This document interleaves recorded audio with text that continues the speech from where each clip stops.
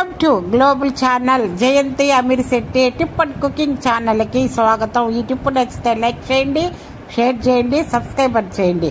మొదటి ఈ ఛానల్ చూసేవాళ్ళు సబ్స్క్రైబర్ చేసుకోండి, బెల్ ఐకాన్ నొక్కండి. నేను పెట్టే అన్ని మొదట మీ నోటిఫికేషన్గా వస్తాయి మీకే మొదట. ముందు ఈ చపాతీ ఇప్పుడు నైట్ టైం ఎవరు అన్నం తింటం లేదు కదండి, అందరూ చపాతీలే చేసుకుని తింటున్నారు.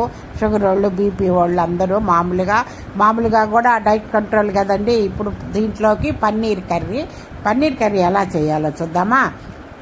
నేను ముందట ఆశీర్వాదం పిండి తీసుకున్నానండి, గోధుమ పిండి. దాని తర్వాత సూర్యకాంతం గారు ఎప్పుడో ఒక పాత మూవీలో చెప్పుకున్నారు. ఇప్పుడు అన్ని మిషన్లే వస్తున్నాయి. మా రోజుల్లో అయితే కట్లు పొయ్యి మీద పోయి చాలా దూరం పోయి నీళ్ళు తెచ్చుకోవాలా.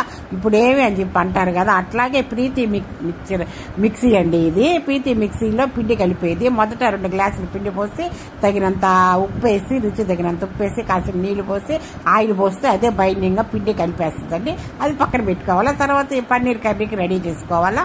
పన్నీర్ తీసుకొని పొయ్యి మీద కళాయి పెట్టి దాంట్లోకి తరిగిన టమోటాలు, తరిగిన ఉల్లిపాయలు వేసి, కాసింత జీడిపప్పు వేసి మెత్తగా మగ్గించాలా. ఈ మగ్గిపోయిన తర్వాత చల్లార్చి ఒక మిక్సీ గిన్నె తీసుకొని ఆ మిక్సీ గిన్నెలో వేసి మిక్సీ పట్టించాలి. మెత్తగా మిక్సీ మెదిగిపోయిన తర్వాత పొయ్యి మీద ఒక కళాయి పెట్టి దాంట్లోకి మీరు ఆయిల్ అన్న వేసుకోండి. నేను నెయ్యి వేసుకున్నాను, 3 స్పూన్ల నెయ్యి వేసుకొని నెయ్యి కొద్దిగా వేడెక్కాక ఈ మిక్సీ పెట్టుకున్నామే అదంతా దాంట్లో పోసేసి, తర్వాత కాసేపు నీళ్లు పోసి ఆ మిక్సీ గిన్నెలో ఆ నీళ్ళు దాంట్లో పోయాలా.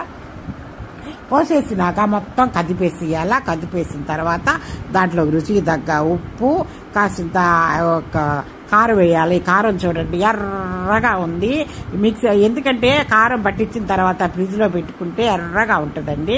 తర్వాత గరం మసాలా వేయాలా, కాసింత చక్కెర వేసేసేయాలా. వేసి మొత్తం కదిపేసేయాలా. మొత్తం కదుపుకోవాలా. కదుపుకున్న తర్వాత ఇది రెడీ అయిపోయింది.